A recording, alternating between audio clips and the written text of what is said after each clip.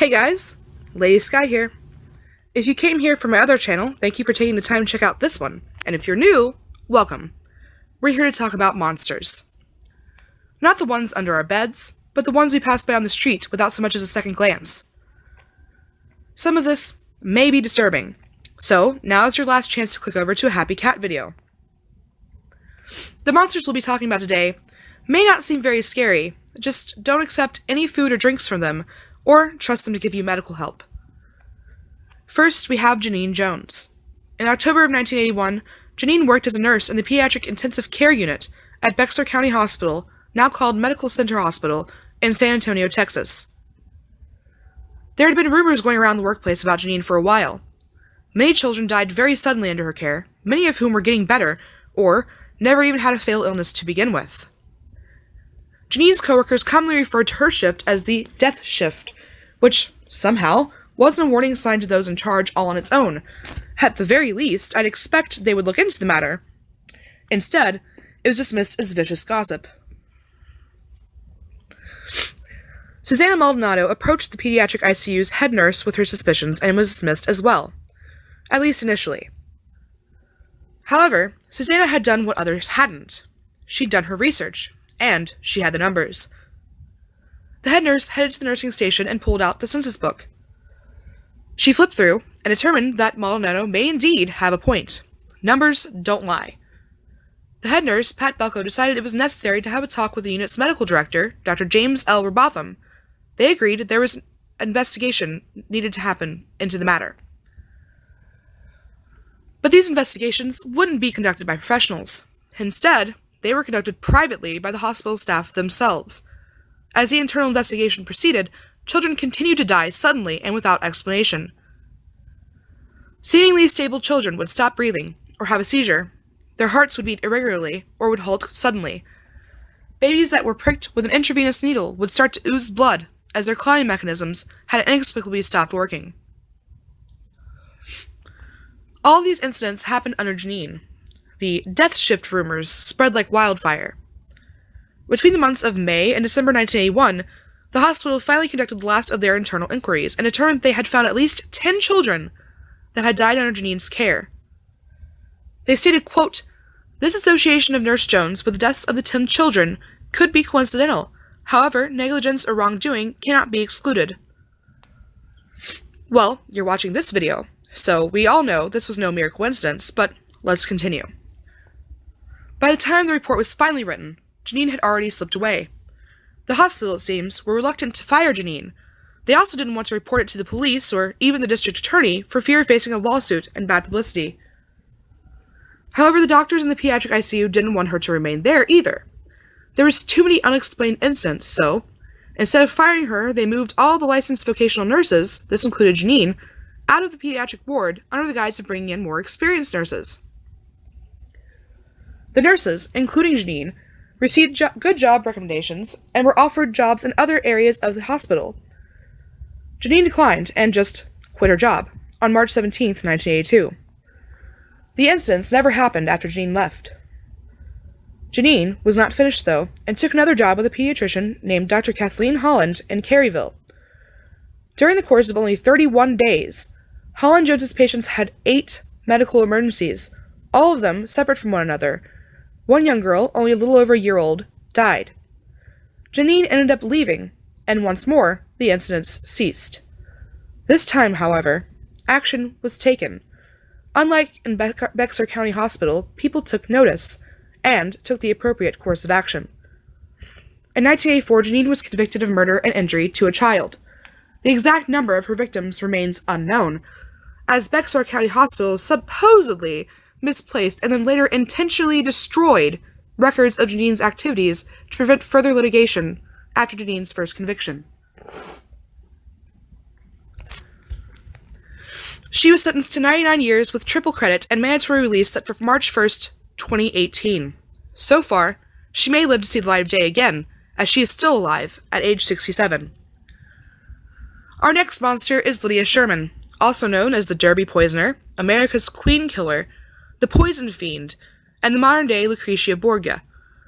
Lydia began her murder spree in 1863. 21 years after marrying her first husband, Edward Struck. Edward was 20 years older and was a widower when he met Lydia, who was 18 at the time. They had 8 children together, one of which died earlier due to a mysterious illness, and the other had moved out, thankfully. Unfortunately, Edward had lost his job as a police officer and fell into a deep depression. Lydia grew more and more agitated and resentful with each passing day. Rather than support her husband and try to help him, she decided to, quote, put him out of the way, as he would never be any good. And to do this, she mixed a, quote, thimbleful of arsenic into his oatmeal gruel. Edward suffered a horrible death, enduring several hours of vomiting, diarrhea, abdominal pains, and convulsions, before eventually passing away. However, Lydia had other things on her mind. She had just murdered the primary source of her income for her and the 6 children still at home. But Lydia had a plan, and just 6 weeks later she poisoned her 3 youngest children, all in a single day, and watched them die. No one suspected anything out of the ordinary. Infant mortality rates were quite high back then. She reasoned that her 3 youngest, quote, could do nothing for her or themselves, and they would be better off, quote, out of the way. Lydia felt her life was improving now. A doctor, mistakenly believing Lydia to be a grieving widow, gave her a job as a nurse. During the next few months after this, the 3 children left alive began contracting numerous different ailments. Lydia, being the wonderful caring mother and nurse she was, treated them with poison, as she, quote, hated to see them suffer. Yet, Lydia had not yet gotten her fill of murder, not even close. Lydia moved around for a while after this, but eventually settled in Stratford, Connecticut in 1867 and took another nursing job. It was at this point she met Dennis Hurlburt, an older man, widowed, and to Lydia's great delight, rather wealthy. She played hard to get, as he did whatever he could to win her over, and of course he did, once he promised her, quote, all that he was worth. That was all Lydia needed to hear. After some time, Lydia noticed that Dennis was suffering in his old age, and he was in pain, and, well, we all know Lydia wouldn't want to see anyone suffering. After his suffering had ended, Lydia inherited his estate, worth $30,000 at the time, or $500,000 today. With money in her pocket and no more attachments, Lydia began the hunt for her next victim. 8 weeks later, she found Horatio Sherman, a widower with 4 children of his own. Only months later, they were married and moved into his home in Derby. Horatio was a bit of a drunk. One night, he drunkenly vented to Lydia, saying that he almost wished his infant son would die rather than continue to be miserable. He didn't want his son to suffer anymore. Lydia, of course, couldn't have any of that. She mixed a small bit of arsenic into the baby's milk, and in a day the suffering had ended. Then, just a few months later, her stepdaughter caught the flu. Her suffering was over just as quick as it had begun. Horatio was devastated by the sudden loss of both children. He began drinking far more heavily than before, going on a week-long binge, in fact. Lydia didn't tolerate this very long. She decided to force him to kick the habit, one way or another. For Lydia, this meant she decided to, quote, make him sick of liquor, and she meant it quite literally. She spiked his brandy with arsenic, and within days, he was dead. Something was different this time, though. Lydia was about to face a problem for which there was no simple solution: the local physician. When Horatio died so abruptly, it aroused the physician's suspicions.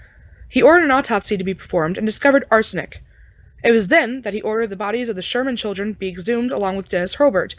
The world came crashing down for Lydia. When she was questioned, she confessed to every murder and was sentenced to life in prison. In 1877, she escaped for a short time and was with a wealthy widower, but was thankfully apprehended before she could help ease his suffering as well. In 1878, while behind bars, she was diagnosed with leukemia and likely suffered until her death in May of the same year at age 53. The next monster is Janie Lou Gibbs. In 1966, in Cordele, Georgia, Janie was leading a picture-perfect life. If you think of a mother and housewife from the 60s, chances are you picture someone like Janie in your head. A wife, mother, and avid churchgoer, she was so well trusted in her community, she even ran a daycare out of her house, with over 20 children running around on any day of the week. After dinner one night, in 1965, Janie's husband Charles suddenly collapsed. Only a few hours later, he was dead. The doctors at the hospital say that he had an undiagnosed liver disease, and that was that. The community felt for the young widow, who now had to raise her children alone, at the age of 33. They rallied behind her and grieved with her and the children. After the insurance policy paid out, Janie donated a large portion to her church. Even at a time of tragedy, she appeared to be a strong and admirable woman. Not even a year later, in fact only 8 months later, Janie's youngest son became quite sick. He died a short time later, in August of 1966. The doctors found that he died from a similar liver-related illness to that of his father's. However, the doctors found it odd that he died of hepatitis at just 12 years old. Even though it struck them as odd, the doctors chalked it up to a coincidence and moved along. Janie again received a life insurance policy payout and again donated a large sum to the church. The community was horrified by Janie's apparent streak of bad luck, and they stood behind her once more, praising her for her kindness and her courage in the face of such an awful time. Janie was also admired for her ability to keep her composure, only showing emotion when alone with friends or neighbors. Only a couple of months later, Janie's son, Lester, who had recently turned 16, became a bit ill. He had headaches and occasional dizziness, and as he was normally a very healthy boy, everyone brushed it off as stress or maybe even puberty. Yet, in January 1967, he was gone. The doctors determined that he'd had a very rare muscular disorder. A third life insurance policy, a third church donation, and more support from the community. There was an outpouring of sympathy for Janie. How could one woman be so unlucky? The poor thing. The rest of the year was rather uneventful. Things were looking up for Janie, it seemed. It seems the darkness that followed her had finally lifted. Her last surviving son, 19-year-old Robert, became a father. Janie had become a grandma, and she definitely played the part well. In August 1967, little Raymond was born.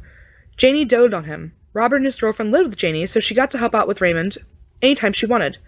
Janie showed him off to anyone and everyone. The community was thankful. This is what Janie needed after years of tragedy. This was the light in the darkness. Finally, the healing could begin. It was the end of summer when Raymond became ill. The town crossed their fingers and hoped for the best, hoping the streak of bad luck ended here. However, you're watching this video, so we all know this was not a case of luck. Raymond passed away. The community was shocked. How could this happen again? This time, the doctors were shocked too. Raymond was healthy, a normal baby boy with no issues. In fact, even his autopsy revealed nothing out of the ordinary that would have caused his death. Then, just a month later, Roger died too. The autopsy appeared to show that his kidneys had abruptly stopped working. The hospital finally deemed it necessary to conduct an investigation and called the state crime lab. An autopsy was performed on Roger, and shockingly, not to anyone watching of course, it showed a fatal amount of arsenic in his body. It seemed he had somehow ingested it, likely in the form of rat poisoning. On Christmas Day, Janie was arrested for the murder of 19-year-old Roger, her oldest son. Police also ordered the bodies of her husband, 2 other sons, and grandson be exhumed. In fact, they performed the autopsies right there in the cemetery. The community that had once admired Janie and grieved beside her stood on the roadside and watched, still in shock, still not wanting to believe someone they had trusted so much, even letting her watch their children, could have committed such atrocities. The detective spoke with Janie at this time, and all she cared to say to them was, quote, "I don't question God's work. The Bible says they will get their reward, and I'm sure they will." The autopsies concluded that arsenic was present in all 5 bodies. Janie had poisoned them. In fact, the bodies contained some of the highest levels of arsenic the medical examiner had ever seen. She'd slipped it into their food, their coffee, and one of her bolder moves, while her husband lay dying in the hospital, she brought him soup laced with the poison as well. At the time, there was no death penalty in Georgia, and no attorneys even wanted to work with her. Any attorney that attempted was disturbed by her behavior so much they quit the case. Because of this, she was deemed unfit to stand trial, and was put away in a mental institution where she worked as a cook. Eventually, though, friends, neighbors, and co-workers expressed their outrage at the sentencing, saying that Janie did in fact know right from wrong, and that she should be brought to trial to face jail time.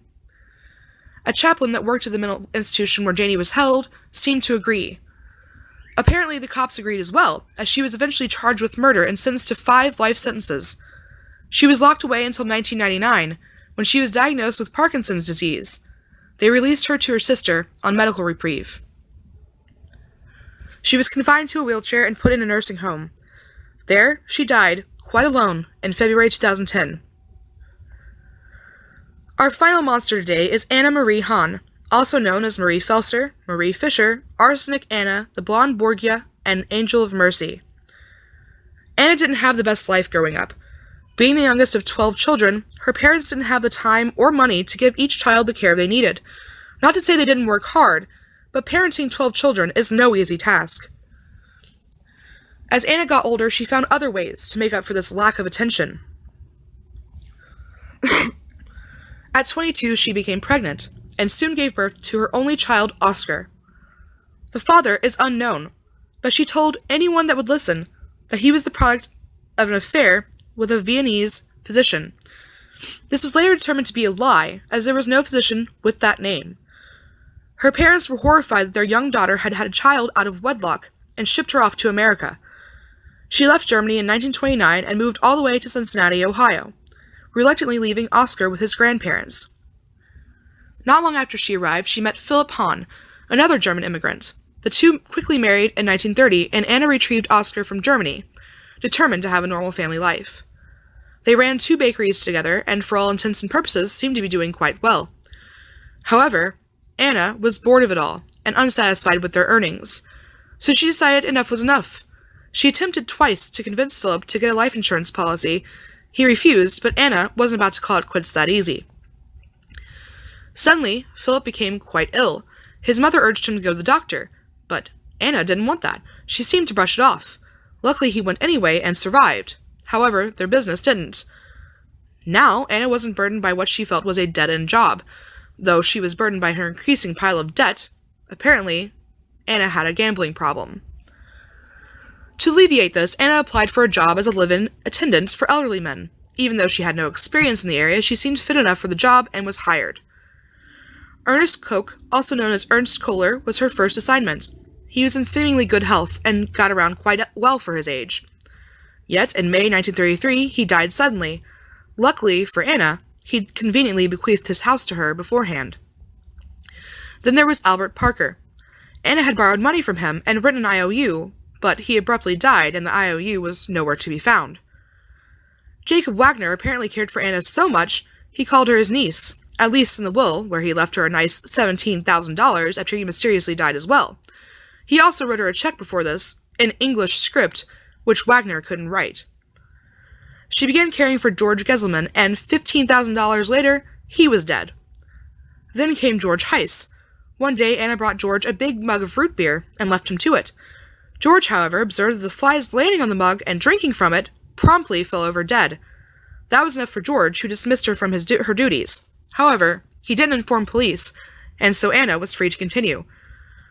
Her final victim apparently required a more elaborate plan. Anna had convinced George Opendorfer to come with her and her son Oscar on a trip to Colorado in the summer of 1937. She told her husband that she was accompanying him to continue her job. However, she'd told George and numerous others that she'd wanted to marry him. Quickly after they arrived at the hotel room, she dispatched him, and she was now $5,000 richer. However, Anna made an uncharacteristic mistake. She offered to cover the cost of the funeral. This, coupled with other odd behavior from Anna, caused an autopsy to be performed. George had high levels of arsenic in his body. She had also stolen diamond rings and money from the owner of the hotel. Greed would also be her downfall. The Colorado Springs police sent a letter to the Cincinnati police informing them of the theft. Detectives went to work, quickly obtaining an arrest warrant. They were intending to arrest her for larceny at first, but it quickly became evident there was more to the story. While they waited for Anna to return to her home in Cincinnati, they also obtained a search warrant for the home. Inside, they found the poison. Enough to, quote, kill half of Cincinnati, according to one detective on the scene. When she returned home, she and her husband had an argument. He was suspicious, and her trip to Colorado had done nothing to change that. As they were arguing, Oscar, her son, attempted to turn on the radio to drown it out, but it wasn't working properly. Philip took it apart and found a bottle of poison inside. He turned it over to the police. Anna was arrested and charged with multiple counts of murder. She went to trial in autumn of 1937 and was very confident. She played the part of an innocent mother and wife perfectly. Perfect hair, perfect outfit, and confidence. That confidence soon faded, as less than 3 hours later the jury came back with a guilty verdict, and no recommendation for mercy. She was the first woman to be executed in the state. On December 7, 1938, the switch was flipped, and it was finally over. She left behind letters to her attorney confessing to every murder and worrying about her son's future. The detective sold the letters to the Cincinnati Enquirer under the condition that the money be put into a trust fund for Oscar. Oscar went to a foster home, and when he was old enough, he was given the money. He went on to lead a very normal life. Well, that's the last of our monsters for this video. I hope you enjoyed it. Be wary of the monsters out there.